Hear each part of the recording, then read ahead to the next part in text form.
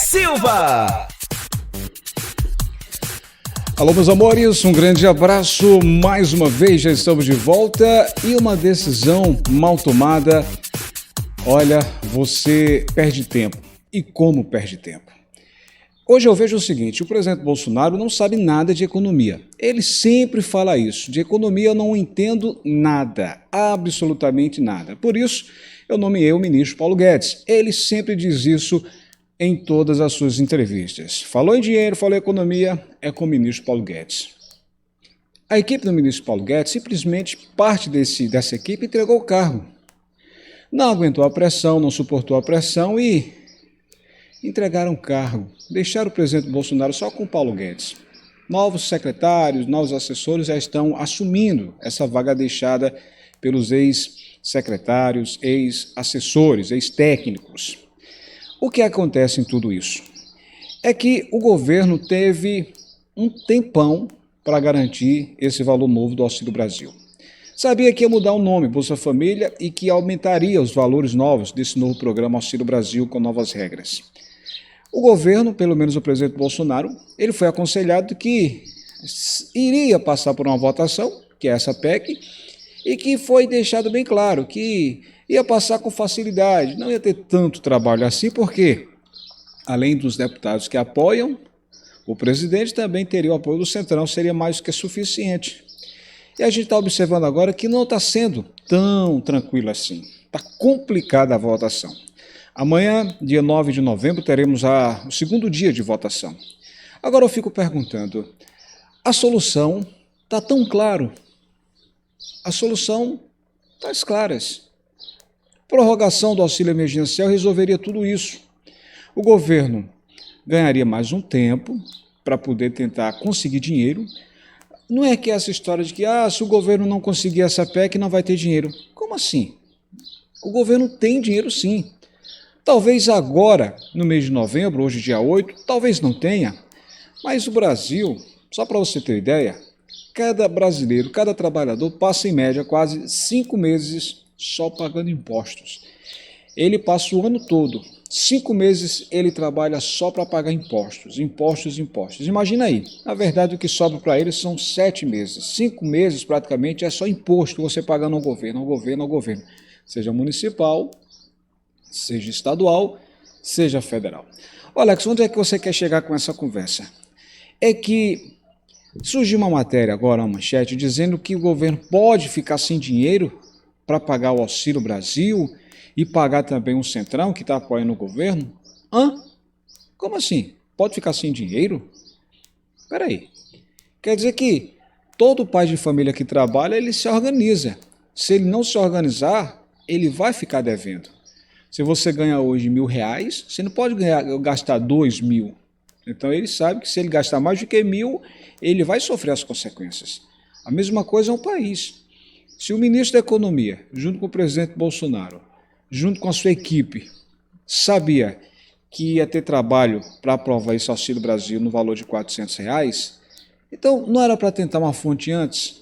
Não era para ter preparado, detalhado, debatido, reunido toda a equipe, isso bem antes? Porque estão deixando em cima da hora. Porque quem sofre é o pobre, é o brasileiro, é o cidadão que está no finalzinho da ponta da corda, sabe? É o finalzinho. Esse é que sofre. E quando o governo se sente pressionado, ameaçado, o que é que faz? Aumenta os impostos. É fácil, é simples. Aumenta aqui uma Selic aqui, aumenta um juro ali, aí o presidente fala com o ministro Paulo Guedes, com aquela conversa bonita, chega, diz, a gente vai dar uma aumentada aqui, vai melhorar aqui, vai liberar verba ali, ou seja, sempre sobra para o brasileiro pagar mais impostos. Eu estou com medo de, se essa PEC não passar, o governo inventa agora de dar um reajuste de novo, um aumento de novo em algum tipo de imposto aí. Eu estou começando a pensar que se essa PEC não passar, prepara o bolso porque vem mais impostos aí. Para entender todo esse contexto, esse processo, é uma bobeira. Eu sempre digo, o governo devia ouvir um pouco mais a Organização Mundial da Saúde, a OMS. A OMS, um órgão respeitadíssimo em todo o mundo, quando falar realmente a pandemia passou, então pronto, o governo parava com o auxílio. Ou seja, já deixou janeiro, fevereiro e março sem auxílio. Aí viu a pobreza disparar. Aí resolveram às pressas voltar para pagar em abril. Aí abril, maio, junho, julho. Aí a outra prorrogação, agosto, setembro, outubro. Aí para. Como assim? Tem emprego para todo mundo? 14 milhões de pessoas desempregadas? Saiu uma matéria agora que o clima no mundo inteiro, ou seja, a seca, a estiagem, vai aumentar o número de pobres em todo o mundo. Pelo amor de Deus. E o governo está trabalhando em cima de quê? Confiando todas as fichas em cima dessa PEC? Resumo de ópera é o seguinte, gente, o governo não tem o que fazer. Aprova logo essa prorrogação do auxílio emergencial. Ajuda logo esses 37 milhões de brasileiros. O presidente Bolsonaro, o ministro Paulo Guedes, não fica só aguardando aprovar uma PEC. Essa PEC, mesmo sendo aprovada, só vai ajudar 17 milhões de pessoas. Tem 25 milhões de brasileiros sem emprego. 25 milhões de pais e mães de família que não têm nem expectativa, não têm perspectiva de uma vida melhor. Eles querem emprego. O governo não tem, nesse momento, uma política para incentivar comércio e indústria a dar uma bocanhada de abrir tantas e tantas vagas nesse momento. Isso gera muita tensão, isso é triste, gera muita expectativa. Isso é lamentável.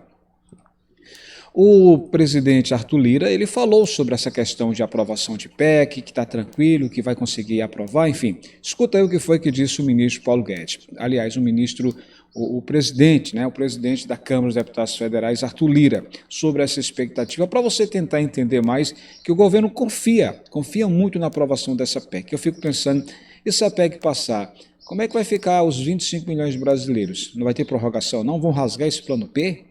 Se o plano B está pronto, não rasgue não, independente do resultado da PEC, passando ou não passando, coloque esse plano B. O povo quer a prorrogação. Bora ouvir o que disse o presidente da Câmara, o Arthur Lira. Preste atenção.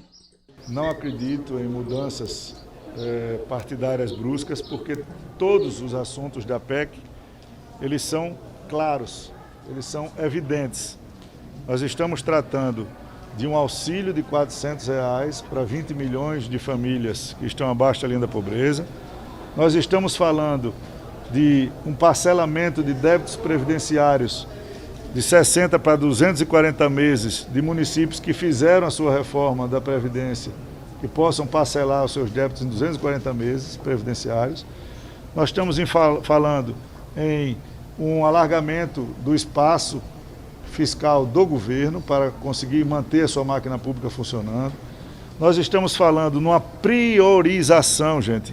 Vamos aprender, não falamos de parcelamento de débitos do Fundef. Priorizamos 40% no primeiro ano, 30% no segundo e 30% no terceiro. Só após os RPVs e os precatórios pequenos alimentícios você já estará pagando precatórios do Fundef. Isso é uma vantagem para os estados e para os municípios e para os professores. Através de um acordo claro, transparente, proposto pelo PDT, com a anuência do seu líder, dos seus diretores, da sua base diretiva.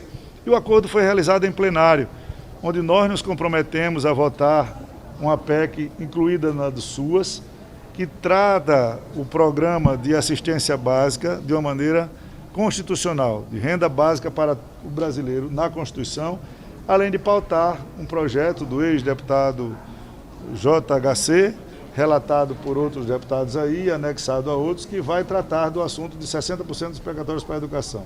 Diante de todo o esforço e diálogo para...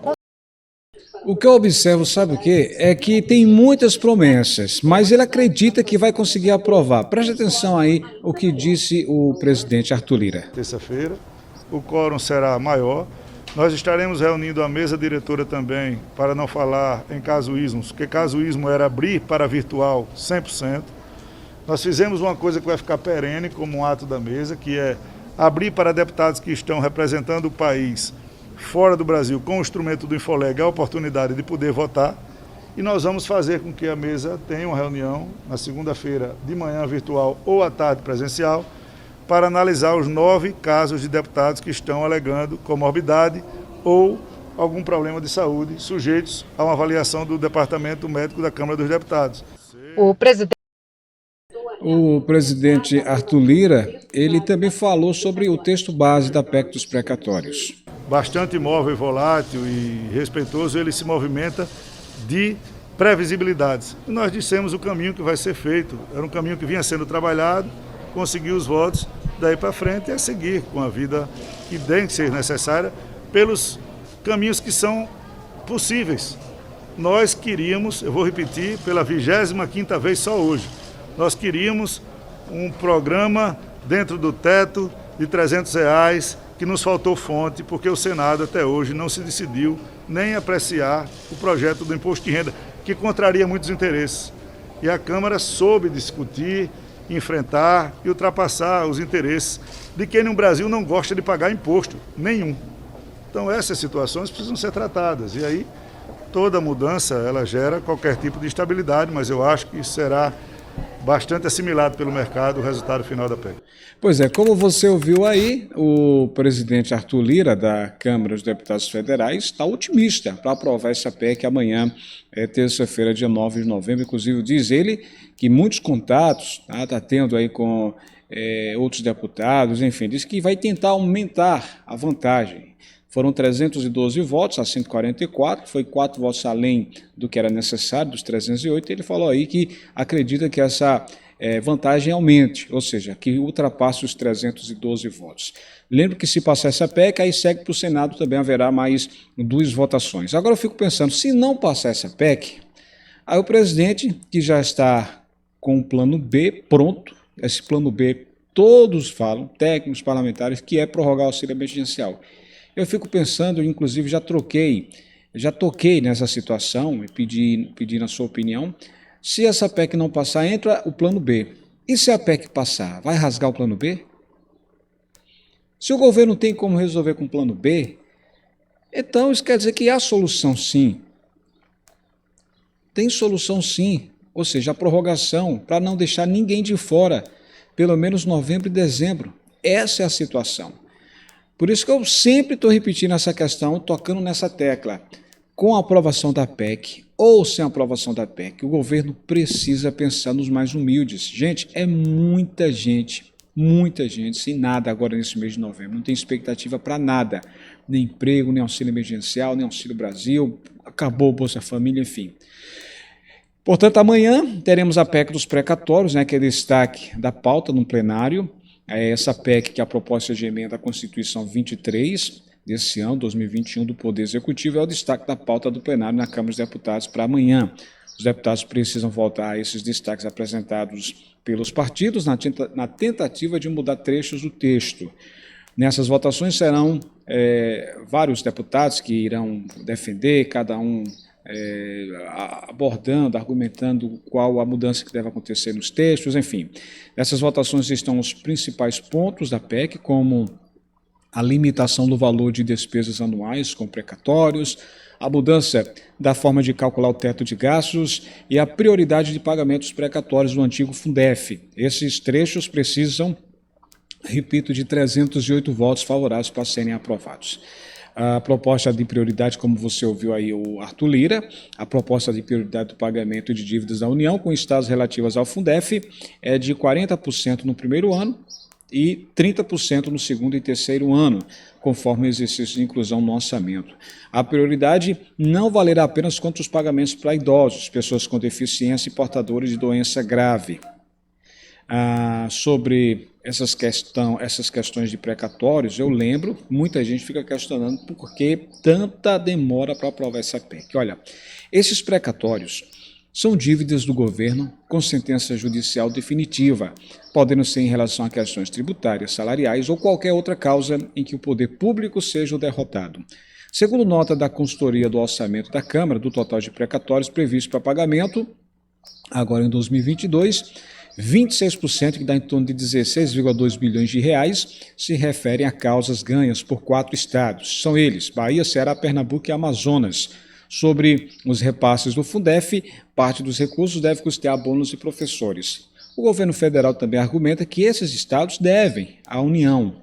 E aí o governo pensa em também descontar esses valores, só que os governadores não aceitam. Bahia, Ceará, Pernambuco e Amazonas querem receber, lógico, mas também deve à União. É aquela coisa, se você deve 10 e a pessoa que está lhe cobrando esses 10 lhe deve também 3, então 10 menos 3 dá 7. O governo quer fazer o quê? Quer pagar, mas também quer descontar. E aí os governadores não aceitam isso, não querem isso. Não, a gente está apertado, mas o governo também está apertado. Está entendendo aí a jogada? Os governadores querem receber, mas também eles devem à União. E a União, né, o governo quer descontar. A gente desconta e já paga. Os governadores não aceitam isso. É uma situação delicada, uma situação difícil que o Brasil está enfrentando nesse momento. Precisa de muita conversa, muito debate para resolver. Bem, o presidente Bolsonaro pode ficar sem dinheiro para pagar o Centrão e aprovar o Auxílio Brasil? Essa é a pergunta. O governo ainda não diz para quem e como vai pagar os benefícios e corre risco no Congresso. O Auxílio Brasil ainda não existe. O dinheiro para pagar o Auxílio Brasil também não. Talvez não exista dinheiro para bancar a aprovação desse e outros gastos no Congresso. É difícil acreditar que deputados e senadores deixem de aprovar uma renda básica para pobres, faltando menos de um ano para a eleição, mas o caldo político engrossou, há problemas na justiça e os prazos para entregar o benefício ao povo miúdo estão quase estourados. O Auxílio Brasil por hora é apenas uma medida provisória. Ali não se diz quanto será pago a cada família, nem exatamente para quais, nem como, afora para aquelas que já estão no Bolsa Família. Olhe lá, faltam poucos dias para definir isso tudo e muito mais. 14,7 milhões vão receber agora só um reajuste de 17,8%, agora dia 17 de novembro. O Congresso ainda está longe de chancelar a contabilidade criativa e o calote que vão financiar também o Auxílio Brasil. Uns dizem que não é calote, outros chamam assim. Sem isso, dá para pagar benefícios nesse ano.